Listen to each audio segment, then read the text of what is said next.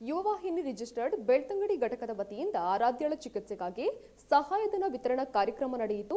ಮಡಂತ್ಯಾರು ರವಿ ಪೂಜಾರಿ ಹಾಗೂ ಪೂರ್ಣಿಮಾ ದಂಪತಿಗಳ ಪುಟ್ಟ ಮಗು ಆರಾಧ್ಯಳ ಶ್ರವಣ ದೋಷ ಹಾಗೂ ವಾಕ್ ದೋಷದ ಚಿಕಿತ್ಸೆಗಾಗಿ 14 ಲಕ್ಷ ರುಗಳ ವೆಚ್ಚವನ್ನ ಘಟಕದ ಸದಸ್ಯರು ಒಟ್ಟುಗೂಡಿಸಿದ ಸಹಾಯಧನದ ಮೊತ್ತವನ್ನ ಗುರುವಾಯನಕೆರೆಯ ಗೆಳೆಯರ ಬಳಗ ಶಾರದಾ ಮಂಟಪದಲ್ಲಿ ಘಟಕದ ಅಧ್ಯಕ್ಷರಾದ ಎಂಕೆ ಪ್ರಸಾದ್ ವಿತರಿಸಿದರು.